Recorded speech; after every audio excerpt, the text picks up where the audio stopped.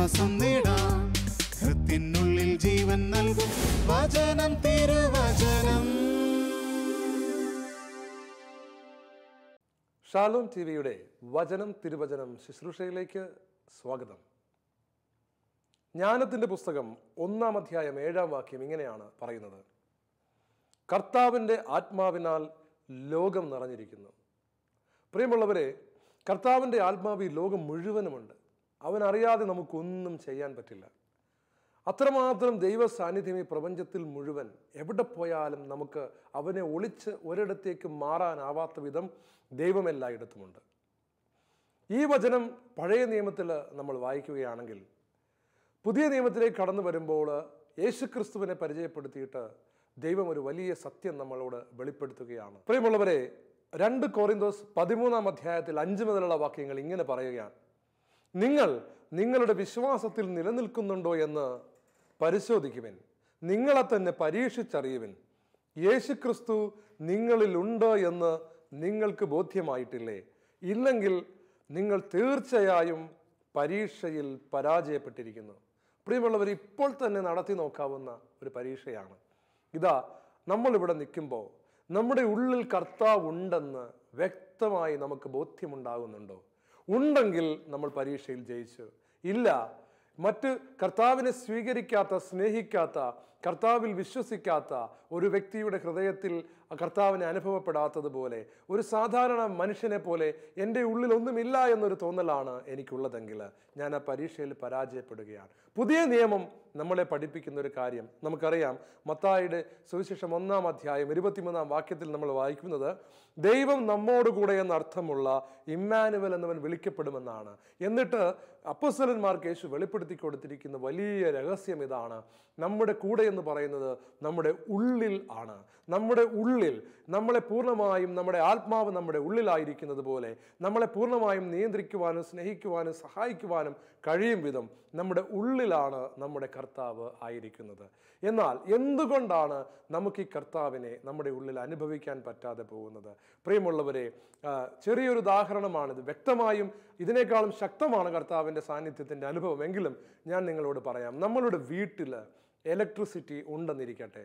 നമ്മുടെ വീട്ടിൽ main switch വരെ ഇലക്ട്രിസിറ്റി വന്നിരിക്കുകയാണ്. അവിടെ കണക്ഷൻ ഉണ്ട്, എല്ലാം ഉണ്ട്. എന്നാൽ നമ്മളുടെ മെയിൻ സ്വിച്ച് ഓഫാണ്. അങ്ങനെയാണെങ്കിൽ നമ്മളുടെ വീട്ടിൻ്റെ ഉള്ളിൽ നമുക്ക് വൈദ്യുതി അറിയുവാൻ സാധിക്കുമോ? അഥവാ വൈദ്യുതി ഉപയോഗിക്കാൻ സാധിക്കുമോ? ഇല്ല. മെയിൻ സ്വിച്ച് ഓഫ് ആണെങ്കിൽ നമുക്ക് വൈദ്യുതി അനുഭവിക്കാൻ സാധിക്കുകയില്ല. അതുപോലെ കർത്താവിൻ്റെ സാന്നിധ്യം നമ്മുടെ ചുറ്റുവട്ടത്തിലുണ്ട്, നമ്മളോടൊപ്പമുണ്ട്. എന്നാൽ നമ്മളുടെ മെയിൻ സ്വിച്ച് നമ്മൾ ഓഫാക്കി വെച്ചിരിക്കുകയാണെങ്കിൽ നമ്മളുടെ ജീവിതത്തിൽ നമുക്ക് കർത്താവിനെ അനുഭവിക്കാനായിട്ട് സാധിക്കുകയില്ല. കർത്താവിൻ്റെ വചനം വെളിപാടിൻ്റെ പുസ്തകത്തിൽ നമ്മളോട് പറയുകയാണ്: ഇതാ, ഞാൻ വാതിൽക്കൽ വന്ന് മുട്ടുകയാണ്. ആരെങ്കിലും എൻ്റെ സ്വരം കേട്ട് വാതിൽ തുറന്നു തന്നാൽ ഞാൻ ഉള്ളിലേക്ക് വരികയാണ്. വന്നിട്ട് ഞാൻ അവനോടൊപ്പം ഭക്ഷണം കഴിക്കാൻ പോവുകയാണ്. കർത്താവിൻ്റെ വലിയൊരു വാക്കാണത്. നമ്മളുടെ എല്ലാവരുടെയും ഹൃദയ കവാടത്തിൽ കർത്താവ് വന്ന് മുട്ടുകയാണ്. എന്തിനാണ് കർത്താവ് മുട്ടുന്നതെന്നറിയാമോ? ഈ വാതിൽ തുറന്നു കൊടുത്തിട്ട് എനിക്കകത്ത് കടക്കണം, എനിക്ക് നിങ്ങളുടെ ഉള്ളിൽ താമസിക്കണം. പ്രിയമുള്ളവരെ, ഈ ലോകത്തിൽ നമ്മൾ എത്രയോ ഭരണാധിപന്മാരെ കണ്ടിട്ടുണ്ട്. ഈ ലോകത്തിലെ സാധാരണ മനുഷ്യർ ഈ ഭരണാധിപന്മാരുടെ വീട്ടുപടിക്കൽ കാവൽ നിൽക്കുന്നത് എത്രയോ തവണ നമ്മൾ കണ്ടിട്ടുണ്ട്. വലിയ ക്യൂവിൽ നിൽക്കുന്ന സാധാരണ മനുഷ്യരെ തിരിഞ്ഞു നോക്കാതെ ഭരണാധികാരികൾ നടന്നു പോകുന്നത് നമ്മൾ കണ്ടിട്ടുണ്ട്. എന്നാൽ ഇതാ, ലോകത്തിൻ്റെ മുഴുവൻ ഭരണാധികാരിയായ സർവശക്തനും കർത്താവുമായ യേശു ക്രിസ്തു നമ്മളോട് പറയുകയാണ്: ഞാൻ നിന്റെ ഹൃദയത്തിൻ്റെ വാതിൽക്കൽ വന്ന് മുട്ടുന്നു. നീ നിന്റെ ഹൃദയത്തിൻ്റെ വാതിൽ എനിക്ക് തുറന്നു തന്നാൽ, അതായത് നീ മെയിൻ സ്വിച്ച് ഓൺ ചെയ്താൽ ഞാൻ അകത്ത് പ്രവേശിക്കും, നിനക്കെന്നെ അനുഭവിക്കാൻ സാധിക്കും.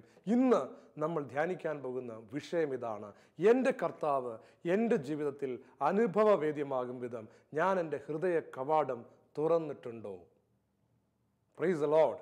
പ്രിയമുള്ളവരെ, നമ്മളുടെ ജീവിതത്തിൽ നമ്മൾ കർത്താവിനെ പ്രവേശിക്കാൻ അനുവദിച്ചിട്ടുണ്ടെങ്കിൽ നമ്മളുടെ ഉള്ളിൽ പ്രകാശം തെളിയും. നമ്മളുടെ ഉള്ളിൽ പ്രവർത്തിക്കേണ്ടതായിട്ടുള്ള സകല മേഖലകളും, നമ്മളുടെ വീട്ടിൽ കറണ്ട് വന്നു കഴിയുമ്പോൾ ഫാൻ കറങ്ങുന്നത് പോലെയും, നമ്മളുടെ വീട്ടിൽ കറണ്ട് വന്നു കഴിയുമ്പോൾ മിക്സി പ്രവർത്തിക്കുന്നത് പോലെയും, നമ്മളുടെ വീട്ടിൽ കറണ്ട് വന്നു കഴിയുമ്പോൾ വാഷിംഗ് മെഷീൻ പ്രവർത്തിക്കുന്നത് പോലെയും, വീട്ടിലുള്ള ഉപകരണങ്ങളൊക്കെയും പ്രവർത്തിച്ച് നമ്മളുടെ എല്ലാ കാര്യങ്ങളും നമുക്ക് എളുപ്പമാകുന്നത് പോലെ കർത്താവ് നമ്മുടെ ഉള്ളിൽ വന്നു കഴിഞ്ഞാൽ നമ്മളുടെ എല്ലാ ഫാക്കൽറ്റീസും വളരെ ശക്തിയോടുകൂടി പ്രവർത്തിക്കുവാൻ കാണുവാൻ സാധിക്കും.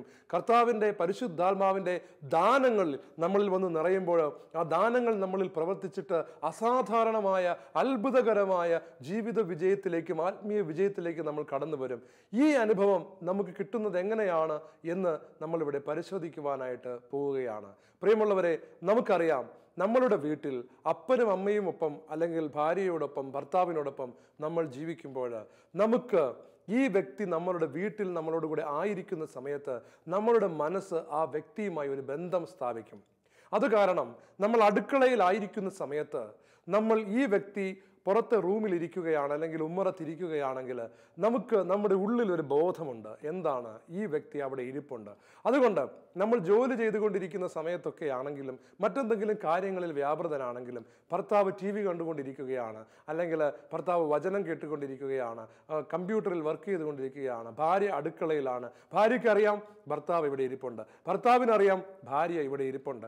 സംഗതി ഈ വ്യക്തി നമ്മുടെ കൺവെട്ടത്തിൽ ഇല്ലെങ്കിലും അവിടെ ഇരിപ്പുണ്ട് എന്ന ഒരു ബോധം നമ്മളുടെ ബോധമണ്ഡലങ്ങളിൽ ഇല്ലേ? ഉണ്ട്. എന്നാൽ ഒരു ദിവസം നമ്മളുടെ മക്കളാണെങ്കിലും ഇങ്ങനെ തന്നെ ഈ വ്യക്തി ഒന്ന് പുറത്തു പോവുകയാണ്. പെട്ടെന്ന് നമ്മളുടെ ഉള്ളിൽ ഒരു ശൂന്യതാബോധം വരാറില്ലേ? ആരോ ഇല്ലാത്തതുപോലെ തോന്നാറില്ലേ? പ്രിയമുള്ളവരെ, ഇതാണ് ഒരു വ്യക്തിയുടെ സാന്നിധ്യത്തിന് നമ്മളുടെ മനസ്സ് നൽകുന്ന സിഗ്നൽ. ഇത് നമ്മൾ ഒരു വ്യക്തിയുമായി പരിചയിക്കുകയും ഒരു വ്യക്തിയുമായി നമ്മൾ ഒരുമിച്ച് ജീവിക്കുകയും ചെയ്തു കഴിഞ്ഞാൽ ആ വ്യക്തി വീട്ടിലുള്ളപ്പോൾ നമ്മൾ ആ വ്യക്തിയോടൊപ്പം ആയിരിക്കുമ്പോൾ നമ്മളുടെ ഉള്ളിൽ ആ ഒരു അവബോധം ഉണ്ടായിരിക്കും. ഇത് നമുക്ക് അതീന്ദ്രിയമായി കിട്ടുന്ന ഒരു കാര്യമൊന്നുമല്ല, ഇതൊരു അസാധാരണമായ സംഭവമല്ല, നമ്മളുടെ എല്ലാവരുടെയും വ്യക്തി ജീവിതത്തിൽ കണ്ടുവരുന്ന ഒരു കാര്യമാണ്. നമ്മുടെ കൂടെയുള്ള ഒരാളെ ആ മുറിയിലുണ്ടെങ്കിലോ വീട്ടിലുണ്ടെങ്കിലോ നമ്മൾ ആ വ്യക്തിയെ കണ്ണുകൊണ്ട് കണ്ടില്ലെങ്കിൽ പോലും ആ വ്യക്തിയുടെ സാന്നിധ്യത്തെക്കുറിച്ച് നമ്മുടെ ഉള്ളിൽ ഒരു അവബോധം ഉണ്ടായിരിക്കുക.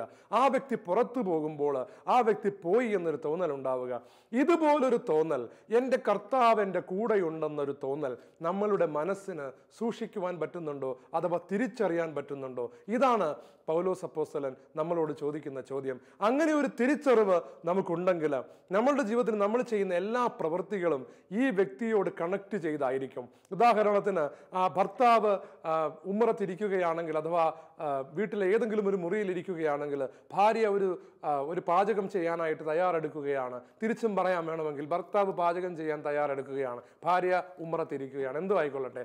ഇരിക്കുമ്പോൾ ഈ പാചകം ചെയ്യാൻ പോകുന്ന വ്യക്തി അദ്ദേഹത്തിന് ഒരു സംശയം വരികയാണ്, ഇങ്ങനെ ചെയ്താൽ കൊള്ളാമോ എന്നൊരു സംശയം. ഉടനെ ഇവിടെ നിന്നുകൊണ്ട് ഉച്ചത്തിൽ വിളിച്ചു ചോദിക്കും, നമുക്ക് അതുണ്ടാക്കിയാൽ പോരെ? സത്യമല്ലേ? ഇങ്ങനെ ഒരു കമ്മ്യൂണിക്കേഷൻ ഈ വ്യക്തികൾ തമ്മിൽ ഉണ്ടാകും. ചിലപ്പോൾ ആ വ്യക്തികൾക്ക് ആവശ്യമുള്ളത് എന്താണെന്ന് അറിയാമെങ്കിൽ അത് അറിഞ്ഞുകൊണ്ട് കൃത്യമായി ആ വ്യക്തിക്ക് വേണ്ടി ഉണ്ടാക്കുകയും ചെയ്യും. പ്രിയമുള്ളവരെ, യേശു നമ്മുടെ വീട്ടിലിരിപ്പുണ്ടെങ്കിൽ നമ്മൾ എന്തു കാര്യം ചെയ്യുമ്പോഴും യേശുവിനോട് ഈ ഒരു കമ്മ്യൂണിക്കേഷൻ നമുക്ക് നടത്താൻ സാധിക്കും.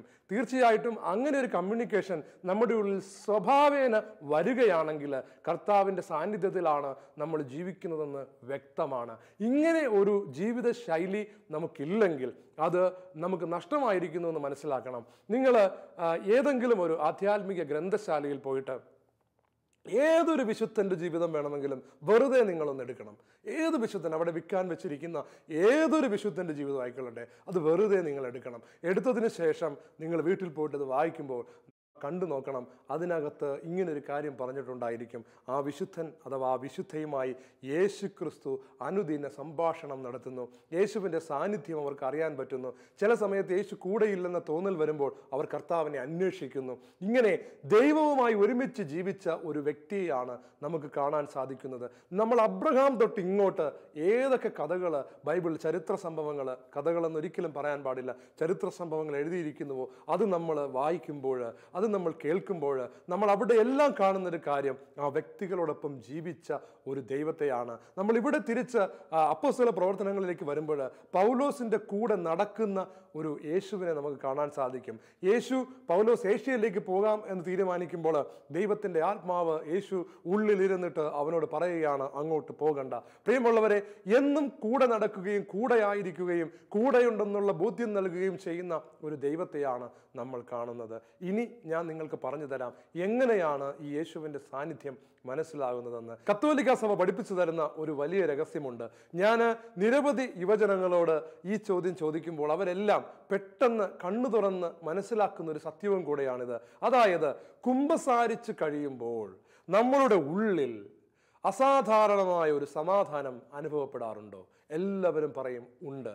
കുമ്പസാരിച്ച് കഴിയുമ്പോൾ എന്തോ കെട്ടുകൾ പൊട്ടുകയും ഉള്ളിൽ ഒരു അസാധാരണമായ ഒരു അനുഭവം കടന്നു വരികയും ചെയ്യും. എന്നിട്ട് ഞാൻ അവരോട് ചോദിക്കും, എപ്പോഴാണ് നിങ്ങൾക്കിത് നഷ്ടമായതായി തോന്നുന്നത്? അവർ പറയും, എപ്പോഴാണോ അടുത്ത പാപം ചെയ്യുന്നത് അറിഞ്ഞുകൊണ്ട്, അപ്പോൾ പെട്ടെന്ന് ഈ കണക്ഷൻ പോകും. പ്രിയമുള്ളവരെ, ഏതൊരു ക്രിസ്ത്യാനിക്കും ഉള്ളിൽ അനുഭവിക്കാൻ പറ്റുന്ന അനുഭവ തലത്തിലുള്ള ക്രിസ്തുവിൻ്റെ സാന്നിധ്യമാണ് പ്രസാദപരാവസ്ഥയിലെ സന്തോഷം. പാപം ചെയ്യാതിരിക്കുമ്പോൾ നമ്മുടെ ഉള്ളിൽ ഫീൽ ചെയ്യുന്ന ഒരു ലൈറ്റ് ഫീലിംഗ്, പ്രിയമുള്ളവർ, അത് യേശുവിൻ്റെ സാന്നിധ്യത്തിൻ്റെ, കർത്താവിൻ്റെ സന്തോഷത്തിൻ്റെ ഒരു അടയാളമാണ്. നമ്മൾ കർത്താവിൻ്റെ കാര്യങ്ങളല്ലാതെ മറ്റേതെങ്കിലും കാര്യങ്ങൾ ചെയ്യുവാനായിട്ട്, ദൈവത്തിന് ഹിതമല്ലാത്തൊരു കാര്യം ചെയ്യുവാനായിട്ട് നമ്മൾ തിരിയുന്ന മാത്രയിൽ, നമ്മൾ അതിൽ ഇൻവോൾവ് ആകുന്ന മാത്രയിൽ നമ്മൾ കർത്താവിനെ പുറത്താക്കി എന്ന ഒരു സത്യം മനസ്സിലാക്കിയ കർത്താവ് നമ്മുടെ ഹൃദയത്തിൽ നിന്ന് മാറി നമ്മളെ കാത്ത് വീണ്ടും വാതിൽക്കൽ മുട്ടിക്കൊണ്ട് നിൽക്കാൻ തുടങ്ങുമ്പോൾ നമ്മുടെ ഉള്ളിൽ ഒരു ശൂന്യത അനുഭവപ്പെടുന്നു. പ്രിയമുള്ളവരെ, ഇതാണ് യേശുവിനോടൊത്തുള്ള ജീവിതത്തിൻ്റെ ഏറ്റവും പ്രധാനപ്പെട്ട സൈൻ. ആദ്യത്തേത്, യേശു നമ്മുടെ കൂടെ ഉണ്ടെന്നുള്ളൊരു തോന്നൽ നമുക്ക് എപ്പോഴും ഉണ്ടാകുന്നു. രണ്ടാമത്തത്, നമ്മൾ കുമ്പസാരിക്കുമ്പോൾ നമുക്ക് കിട്ടുന്നതായിട്ടുള്ള ആ ഹൃദയത്തിൻ്റെതായിട്ടുള്ള ഒരു സമാധാനവും സന്തോഷവും അതിങ്ങനെ നിറഞ്ഞു തുളുമ്പിക്കൊണ്ടിരിക്കുന്ന ഒരു അനുഭവം നമുക്കുണ്ടാകും. ചില സന്ദർഭങ്ങളിൽ മാത്രം കർത്താവ് നമ്മുടെ ഉള്ളിലുണ്ടെങ്കിലും ഇത് കർത്താവ് നമുക്ക് നിഷേധിക്കുന്നതായി തോന്നും. പക്ഷെ ആ സമയത്ത് വിശുദ്ധർക്ക് മാത്രം ഉണ്ടാകുന്ന ഒരു വലിയ അനുഭവമാണ്. അതൊരു വരണ്ട അവസ്ഥയാണ്. അത് നമ്മൾ അധികം ചിന്തിക്കേണ്ട ഒരു വിഷയവുമല്ല. ആ സമയത്ത് കർത്താവ് അവർക്ക് ബോധ്യപ്പെടുത്തും, കർത്താവ് അവരുടെ കൂടെയുണ്ട്, പക്ഷെ അനുഭവിക്കാൻ പറ്റുന്നില്ലെന്നേ ഉള്ളൂ. അന്നേരം അവർ കർത്താവിന് വേണ്ടി പ്രാണവേദനയോടുകൂടി ദാഹിക്കുകയും പ്രാർത്ഥിക്കുകയും ചെയ്യും. അതിനെക്കുറിച്ചല്ല ഞാൻ പറയുന്നത്. സാധാരണ ജീവിതം നയിക്കുന്ന ഒരു ക്രിസ്ത്യാനിയുടെ ജീവിതത്തിൽ ആദ്യ കാലഘട്ടങ്ങളിലൊക്കെ തന്നെ ആഴമായ കർത്താവിൻ്റെ ബന്ധം കടന്നു വരാത്ത സമയത്ത് പോലും അനുഭവിക്കാൻ പറ്റുന്ന ഒരു കാര്യമാണ് കുമ്പസാരിച്ച് കഴിയുമ്പോൾ കിട്ടുന്ന പ്രസാദപരത്തിൻ്റെ സന്തോഷം. ഇനി ഞാൻ നിങ്ങളോട് ചോദിക്കട്ടെ, കർത്താവ് നമ്മുടെ ഉള്ളിൽ വസിക്കുന്നു എന്ന സത്യം കടന്നു വരുമ്പോൾ വചനത്തിൽ ഒരു വലിയ സത്യം നമുക്കറിയാമല്ലോ. നമ്മൾ പറയാറുണ്ട്, നമ്മൾ ദൈവത്തിൻ്റെ ആലയങ്ങളാണ്.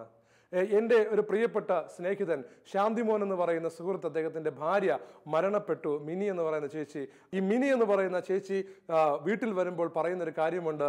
പള്ളിയിൽ നിന്ന് വീട്ടിലേക്ക് വരുമ്പോൾ ശാന്തിമോൻ ചേട്ടനോട് പറയാറുണ്ട്, ഞാൻ നടക്കുന്നൊരു സക്രാരിയാണ്. പ്രിയമുള്ളവരെ, നമ്മളുടെ തിരുസഭയിൽ യേശു പഠിപ്പിച്ച ഒരു വലിയ പാഠം പ്രാവർത്തികമാക്കിയിട്ടുണ്ട്. എന്താണെന്ന് അറിയാമോ പ്രിയമുള്ളവരെ? ആ മലയിലോ ഈ മലയിലോ അല്ല, നമ്മൾ ആത്മാവിലും സത്യത്തിലുമാണ് കർത്താവിനെ ആരാധിക്കുന്നതെന്ന് യേശു പറഞ്ഞിട്ടുണ്ട്.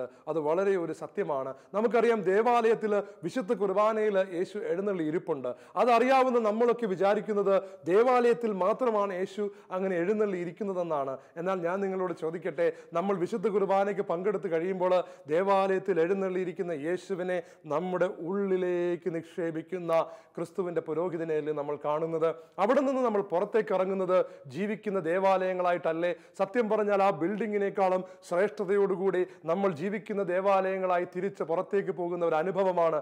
അങ്ങനെ ജീവിക്കുന്ന ദേവാലയങ്ങളായി തീരുന്നവരും തീരാനുള്ളവരും ഒരുമിച്ച് കൂടുന്ന ഒരു സ്ഥലമാണ് ക്രിസ്തീയ ദേവാലയം അഥവാ കത്തോലിക്ക ദേവാലയം. നമുക്ക് ആത്മീയമായി ഒരുമിച്ച് വളരാനുമുള്ളൊരു സ്ഥലമാണ് ആത്മീയ ദേവാലയം. എന്നാൽ നമ്മൾ അവിടെ ഒരു വലിയ സത്യത്തെ നമ്മുടെ ഉള്ളിലേക്ക് സ്വീകരിക്കുകയാണ്. വിശുദ്ധ കുർബാനയിൽ എഴുന്നള്ളിയിരിക്കുന്ന യേശു നമ്മുടെ ഉള്ളിലേക്ക് കടന്നു വരികയാണ്. നമുക്കറിയാം, നമ്മൾ ആ ദേവാലയത്തിൽ നിന്ന് പുറത്ത് കടക്കുമ്പോൾ ഒരു അരമണിക്കൂറോളം വിശുദ്ധ കുർബാന അതുപോലെ തന്നെ നമ്മളുടെ ഉള്ളിൽ സ്ഥിതി ചെയ്യുമെന്നാണ് പറയുന്നത്. പിന്നീടാണ് നമ്മുടെ ഉള്ളിലേക്ക് പതുക്കെ ലയിച്ചു പോകുന്നത്. അങ്ങനെ ഒരു സാധാരണ രീതിയിൽ ഒരു 3 മണിക്കൂർ എടുക്കുമെന്ന് വിചാരിച്ചാൽ പോലും അതിനുശേഷവും ക്രിസ്തുവിന്റെ സാന്നിധ്യം നമ്മളുടെ സിരകളിലൂടെ രക്തമായി അടുത്ത കുർബാനയ്ക്ക് അണയുന്നത് വരെ നമ്മളുടെ ഉള്ളിൽ സജീവമായി നിൽക്കുന്നു. നമ്മളുടെ ദേവാലയത്തിൽ നിന്ന് നമ്മൾ ഇറങ്ങുന്നത് മറ്റൊരു ദേവാലയമായിട്ടാണ്. പ്രിയമുള്ളവരെ, ഇങ്ങനെ നമ്മൾ ദേവാലയത്തിൽ നിന്ന് ഇറങ്ങുമ്പോൾ നമ്മളുടെ ഉള്ളിൽ ജീവിക്കുന്നവനായ യേശുവുമായിട്ടാണ് നമ്മൾ ഇറങ്ങുന്നത്. നോക്കുക, നമ്മൾ ഇങ്ങനെ ഈ യേശുവിൻ്റെ സാന്നിധ്യവുമായി നമ്മുടെ വീട്ടിൽ വന്നു കഴിയുമ്പോൾ നമ്മുടെ ഉള്ളിൽ ആ സാന്നിധ്യ അനുഭവമുണ്ട്. ഈ സാന്നിധ്യ അനുഭവം ഒരു പാപം ചെയ്യുന്നതിന് തൊട്ടു മുമ്പ് വരെ നമ്മളോടൊപ്പം ഉണ്ടാകുന്നു എന്ന ഈ സത്യമാണ് നമ്മളുടെ പൗലോസ്ലീഹ നമ്മളോട് പറയുന്നത്. Praise the Lord, hallelujah. പ്രിയമുള്ളവരെ, ഇങ്ങനെ പൗലോസ്ലീഹ നമുക്ക് വ്യക്തമാക്കി തന്നിരിക്കുന്ന യേശു നമ്മുടെ ജീവിതത്തിലേക്ക് കടന്നു വന്നിരിക്കുന്നത് വെറുതെയാണോ? പലപ്പോഴും നമുക്ക് പറ്റുന്ന ഏറ്റവും വലിയ അബദ്ധം അതാണ് ഈ പരീക്ഷ എന്ന് പറയുന്നത്. നമ്മളുടെ ജീവിതത്തിൽ ഒരു വ്യക്തി ഉണ്ടെങ്കിൽ, നമുക്കറിയാം, ഹോസ്റ്റലിൽ താമസിക്കുന്ന മക്കളോട് ചോദിച്ചാൽ അറിയാം, ഹോസ്റ്റലിൽ അവർക്ക് ഒരു ബന്ധമോ സ്നേഹമോ തന്നാത്ത ഒരാൾ പോലും അവരുടെ മുറിയിലുണ്ടെങ്കിൽ ആ വ്യക്തിയെ കൂടാതെ അവർക്ക് ജീവിക്കാൻ പറ്റില്ല. അവിടെ ആ വ്യക്തിയുമായി ഇടപെടാതെ അവർക്ക് ജീവിക്കാൻ പറ്റില്ല. ഒരു തവണ പുറത്തു പോകുമ്പോഴെങ്കിലും ആ വ്യക്തിയോട് പറയാതെ പോകാൻ പറ്റില്ല. അങ്ങനെയാണെങ്കിൽ യേശു നമ്മുടെ ഉള്ളിൽ ഉണ്ട് എന്നത് യഥാർത്ഥ സത്യമാണെങ്കിൽ ഈ യേശുവിനോട് ഇടപെടാതെ നമുക്ക് ജീവിക്കാൻ പറ്റുമോ? ഇല്ല. ഈ യേശുവിനോട് ഇടപെടാതെ ഒരിക്കലും നമ്മുടെ ജീവിതത്തിൽ ഒരു പ്രവൃത്തി മുന്നോട്ട് പോകില്ല. ഞാൻ ഉദാഹരണം പറയാം. വിവാഹം കഴിക്കുന്നതിന് മുമ്പ് എൻ്റെ ജീവിതത്തിൽ ഒരു കാലഘട്ടം ഉണ്ടായിരുന്നു. ഞാൻ മാതാപിതാക്കളിൽ നിന്നും മാറി ജോലി ചെയ്യാനൊക്കെ താമസിക്കുന്ന ഒരു സമയത്ത്, ആ സമയത്ത് എനിക്കിഷ്ടമുള്ള സമയത്ത് ഞാൻ പുറത്തു പോകും, എനിക്കിഷ്ടമുള്ള സമയത്ത് ഞാൻ റൂമിൽ വരും, ഹോസ്റ്റലിൽ വരും, എനിക്കിഷ്ടമുള്ള സമയത്ത് ഞാൻ ഇഷ്ടമുള്ള കാര്യം ചെയ്യും. എൻ്റെ അടുത്ത് ആരും ചോദിക്കാറില്ല. അന്ന് മൊബൈൽ ഫോൺ ഇല്ലാത്തത് കൊണ്ട് വീട്ടുകാർക്ക് ഞാൻ എവിടെ നിന്നെങ്കിലും ഫോൺ ചെയ്യുമ്പോൾ ലാൻഡ് ഫോണിലെ എൻ്റെ സ്വരം കേൾക്കാൻ പറ്റും. എനിക്ക് വലിയ സ്വാതന്ത്ര്യമാണ്, ആരോടും ഞാൻ ഒന്നും പറയണ്ട. എന്നാൽ പെട്ടെന്നാണ് അത് സംഭവിച്ചത്. ഞാൻ വിവാഹം കഴിച്ചു. പ്രിയമുള്ളവരെ, വിവാഹം കഴിച്ചു കഴിഞ്ഞപ്പോൾ പിന്നെ എനിക്ക് എൻ്റെ ജീവിതത്തിലെ എല്ലാ കാര്യങ്ങളും ഈ വ്യക്തിയോട് പറയേണ്ട ഒരവസ്ഥ വരികയാണ്. തീർച്ചയായിട്ടും അങ്ങനെ അല്ലാത്തവരൊക്കെ ഉണ്ടാവും. പക്ഷെ ഒരു ക്രിസ്തീയ വ്യക്തിത്വം എന്ന നിലയിൽ ഞാൻ പുറത്തേക്ക് പോയാൽ ഞാൻ എവിടെയാണ് പോകുന്നത്, ഞാൻ ആരെയൊക്കെ കാണാൻ സാധ്യതയുണ്ട്, ഞാൻ എവിടെയൊക്കെ ആയിരിക്കാൻ സാധ്യതയുണ്ട്, എന്തൊക്കെ ചെയ്തിട്ട് ഞാൻ ഏത് സമയത്ത് മടങ്ങി വരും, ഇതെല്ലാം കൃത്യമായ ഒരു ധാരണ കൊടുത്തിട്ടാണ് വീട്ടിൽ നിന്ന് ഇറങ്ങിപ്പോവുക. പ്രിയമുള്ളവരെ, എൻ്റെ ജീവിതത്തിലേക്ക് വിവാഹബന്ധത്തിലൂടെ ഒരു വ്യക്തി, എന്നെപ്പോലെ പ്രാധാന്യമുള്ളൊരു വ്യക്തി കടന്നു വന്നു കഴിഞ്ഞപ്പോൾ ആ വ്യക്തിയോട് സംസാരിക്കാതെയും ആ വ്യക്തിയോട് പറയാതെയും എങ്ങും പോകാനോ എന്തെങ്കിലും ചെയ്യാനോ എനിക്ക് സാധിച്ചില്ല. അതിനുശേഷം ഞാൻ മറ്റൊരു വിദേശ രാജ്യത്തേക്ക് പോകാനായിട്ട് തയ്യാറെടുക്കുമ്പോൾ ആദ്യം സംസാരിച്ച് ഒരു അനുവാദത്തിലെത്തുന്നത് ഈ വ്യക്തിയോടാണ്, എൻ്റെ ഭാര്യയോടാണ്. അത് കഴിഞ്ഞിട്ട് ഞങ്ങൾ ഒരുമിച്ചാണ് കാര്യങ്ങൾ ചെയ്യുന്നത്. പ്രിയമുള്ളവരെ, യേശു നമ്മളുടെ ജീവിതത്തിൽ ഉണ്ട് എങ്കിൽ നമ്മളുടെ ജീവിതത്തിൽ ഇതുപോലൊരു ഇടപെടൽ തീർച്ചയായിട്ടും ഉണ്ടായിരിക്കണം. തീർച്ചയായിട്ടും നമ്മൾ എന്തെങ്കിലും ഒരു കാര്യം ചെയ്യുമ്പോൾ അത് കൺസൾട്ട് ചെയ്യുന്ന ഒരു വ്യക്തിയായി യേശു നമുക്ക് അനുഭവപ്പെടുന്നില്ലെങ്കിൽ യേശു നമ്മുടെ ജീവിതത്തിൽ ഉണ്ടെന്ന് നമ്മൾ വെറും വാക്ക് പറയുന്നതാണ്. അതായത് നമ്മൾ ഏതെങ്കിലും ഒരു തീരുമാനം എടുക്കുന്നതിന് മുമ്പ് നമ്മുടെ കർത്താവ് ഇതിനെക്കുറിച്ച് എന്തു പറയും എന്നറിയാനൊരു തീരുമാനം. ഞാൻ ഓർക്കുന്നു, എൻ്റെ ഒരു സുഹൃത്ത്, ജോസ് എന്ന് പറയുന്ന ഒരു സുഹൃത്ത്, അദ്ദേഹം ഒരിക്കൽ അദ്ദേഹത്തിന് നടുവിന് ഒരു വലിയ പരിക്ക് പറ്റി ആശുപത്രിയിൽ പോയിരിക്കുകയാണ്. ആശുപത്രിയിൽ പോകുമ്പോൾ അദ്ദേഹത്തിൻ്റെ നട്ടെല്ലിന് ഒരു ശസ്ത്രക്രിയ ഡോക്ടർ വിധിച്ചു. ഡോക്ടർ ശസ്ത്രക്രിയ വിധിച്ചു കഴിഞ്ഞപ്പോൾ ഇദ്ദേഹം വീട്ടിൽ വന്നിട്ട് ഈ ശസ്ത്രക്രിയയ്ക്ക് വിജയമോ പരാജയമോ സംഭവിക്കാമെന്ന അറിവ് അദ്ദേഹത്തിനുണ്ട്. നടക്കാൻ വയ്യ, വളരെ പ്രയാസപ്പെടുന്നു. ഇങ്ങനെ ഇരിക്കുന്ന സമയത്ത് അദ്ദേഹം പറയുകയാണ്, ഞാൻ എൻ്റെ കർത്താവിനോട് കൺസൾട്ട് ചെയ്യും. അങ്ങനെ അദ്ദേഹവും ഭാര്യയും കൂടെ ദൈവസന്നിധിയിൽ ഇരുന്ന് കർത്താവിനോട് കൺസൾട്ട് ചെയ്തു. കർത്താവെ, ഞാൻ ശസ്ത്രക്രിയ ചെയ്യണമോ വേണ്ടയോ? ഡോക്ടർ പറയുന്നു ശസ്ത്രക്രിയ ചെയ്യണം. അതുകൊണ്ട് കർത്താവിൽ നിന്നൊരു ഉത്തരം കിട്ടുന്നത് വരെ ഞാൻ ഇങ്ങനെ ജീവിക്കുമെന്ന് പറഞ്ഞ് അദ്ദേഹം ഒരു 2-3 ദിവസം പ്രാർത്ഥിച്ചു. ഡോക്ടറിൻ്റെ അടുത്ത് മറുപടി പറയാൻ പോകുന്നതിന് മുൻപ് 2-3 ദിവസം പ്രാർത്ഥിച്ചപ്പോൾ ഡോക്ടർ അദ്ദേഹത്തെ കാണുന്ന സമയത്ത് പറയാനുള്ളത് എന്തെന്ന് കർത്താവ് അദ്ദേഹത്തിന് വെളിപ്പെടുത്തി. അദ്ദേഹത്തിൻ്റെ അടുത്ത് നിന്ന് പറയേണ്ട വാക്കുകൾ പറഞ്ഞ് ഒഴിഞ്ഞ് ഈ സഹോദരൻ അവിടെ നിന്ന് മാറി. ഇദ്ദേഹത്തിനോട് കർത്താവ് പറഞ്ഞത്, ഞാൻ ഇങ്ങനെ ഒരു ചികിത്സാ പദ്ധതിയിലൂടെ നിന്നെ കടത്തിവിടാൻ ആഗ്രഹിക്കുന്നു, നീ അത് ചെയ്യുക, ഈ ഓപ്പറേഷൻ നിനക്ക് വേണ്ടി വരില്ല. അദ്ദേഹം മറ്റൊരു ചികിത്സാ പദ്ധതി സ്വീകരിക്കുകയും കർത്താവിൻ്റെ വലിയ കൃപയാൽ അദ്ദേഹത്തിന് യാതൊന്നും സംഭവിക്കാതിരിക്കുകയും ചെയ്തു. പ്രിയമുള്ളവരെ, ഒരു ഓപ്പറേഷൻ എടുക്കുന്നതിന് മുമ്പ്, ഒരു ഓപ്പറേഷൻ്റെ ഒരു തീരുമാനം വരുന്നതിന് മുമ്പ് ഒരല്പസമയം കണ്ണുകൾ അടച്ച് കർത്താവെ നീ എന്ത് പറയുന്നു, ഞാൻ യേസ് പറയണോ നോ പറയണോ എന്ന് ചോദിക്കാനുള്ളൊരു മനസ്സ് അദ്ദേഹം കാണിച്ചു.